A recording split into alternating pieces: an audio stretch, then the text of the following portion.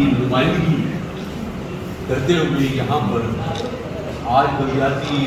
نمائندگان اکٹھے ہوئے ہیں، تو سب سے پہلے تو جو بھارت میں ہمارے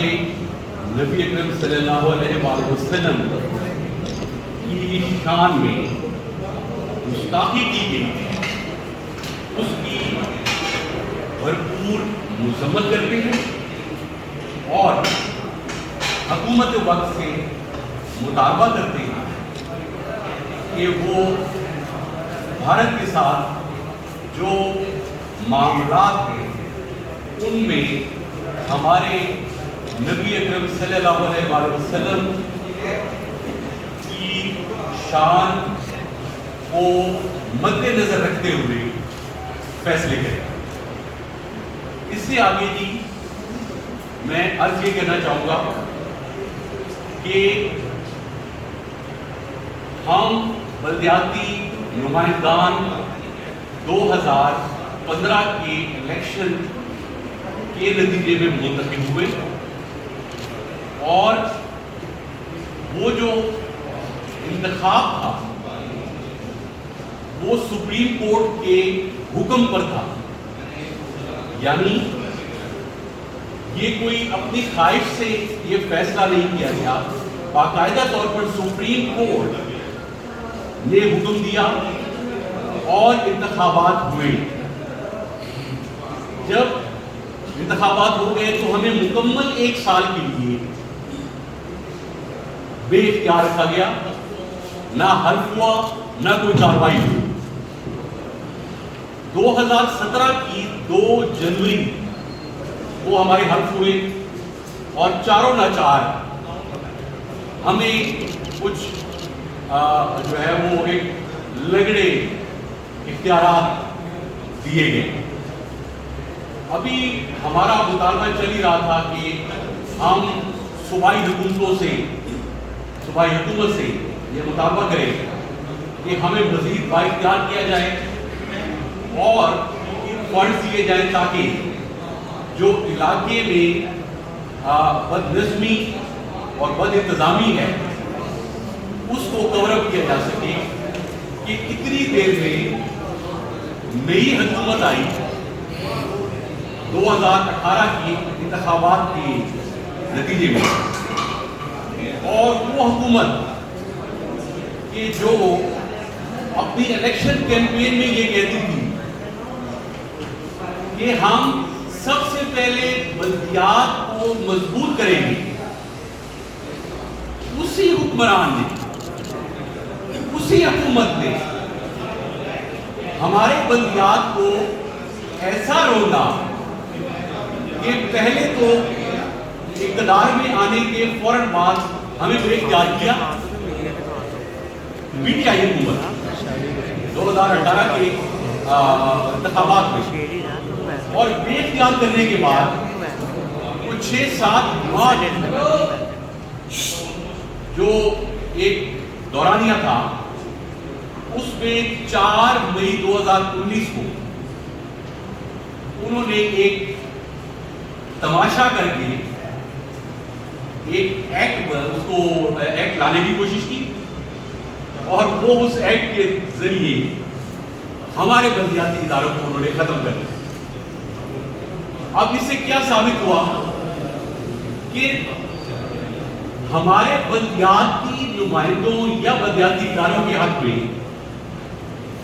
کوئی سیاسی جماعت کیوں نہیں ہے، ہم ان کو کیوں اچھے نہیں لگتے، کیا ہم عوامی مینڈیٹ نہیں رکھتے؟ یہی پارلیمنٹیرینز ہیں جن پارلیمنٹیرینز کو منتخب کرنے میں ہم بلدیاتی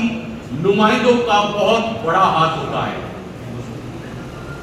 کون سا ایسا پارلیمنٹیرین ہے، میں چیلنج کرتا ہوں، جو اپنے علاقے کے گھر گھر سے واقف ہو؟ کوئی نہیں ہے۔ یہ ہم لوگ ہوتے ہیں کہ جب وہ تشریف لاتے ہیں یا اعلان کرتے ہیں تو ہم ان کے اعلی کار بن کے، ہم ان کے چابی والے کھلونے بن کے ان کے آگے بھاگ پڑتے ہیں، ان کی کیمپین کرتے ہیں، اور اس کے بعد جب وہ کامیاب ہوتے ہیں تو ہمارے ہی جو حقوق ہیں ان کے بارے میں بات کرنے سے کتراتے ہیں۔ اس کی ریزن کیا ہے؟ اس کی ریزن یہ ہے کہ ان کی ڈیمانڈ ہوتی ہے کہ ہم نے ترقیاتی کام خود کروانے، جن کا کام صرف لیجسلیشن ہے، قانون سازی ہے، وہ لوکل گورنمنٹ اور مقامی حکومتوں کے کام وہ کھینچ لیتے ہیں۔ وہ کسی صورت میں یہ نہیں چاہتے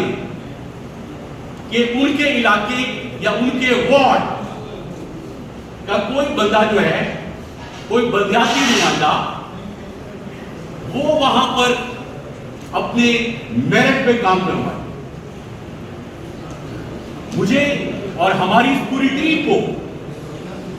بلدیات اتحاد پنجاب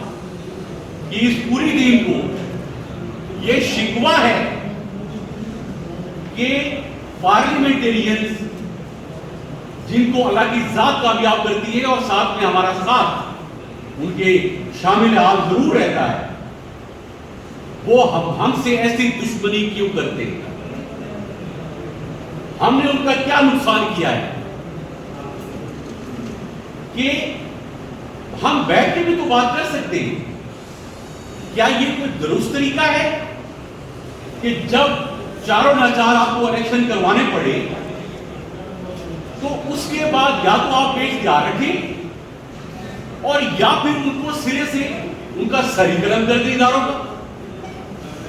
آپ آئیں، بیٹھیں، ہم مذاکرات کریں کہ کس طریقے سے آپ کی اس نظام، اس جمہوری نظام میں بلدیاتی نمائندے بھی زندہ رہ سکتے ہیں اور آپ کو بھی کوئی تکلیف نہیں ہونے دی جائے گی۔ آپ ایسا کیوں سمجھتے ہیں کہ اگر ہم ہوں گے تو آپ بالکل نہیں ہوں گے؟ کچھ ملا جلا ایک سیٹلمنٹ ہونی چاہیے کہ ہم بیٹھے چلیں، یہ کام ہم نے کرنی، یہ کام آپ کریں، یہ چیزیں ہم لک آفٹر کریں گے، یہ آپ کریں۔ اس کے ساتھ جب پی ٹی آئی کی حکومت آئی تو ہمارے کافی بلدیاتی نمائندوں کو نظر بند تک رکھا گیا۔ میرے ساتھ بیٹھے گے چودھری غلام نبی گرائے صاحب، یہ نظر بند رہی۔ تو کہنے کا مقصد یہ ہے کہ ہمارے ساتھ انتقامی کارروائیاں کی گئی۔ ان انتقامی کارروائیوں کی وجہ کیا تھی؟ یہ وجہ نہیں تھی کہ سارے کے سارے نون لیگ کی ٹکٹ پر جیتے تھے، وجہ یہ تھی کہ یہ انتخابات نون لیگ کے دور میں ہوئے تھے اور جو نون لیگ سے تھے یا نہیں تھے ان سب کو ایک ہی لسٹ میں رکھا گیا کہ ہم نے یہ چہرے تبدیل کر لیں۔ پانی مل سکتے ہیں؟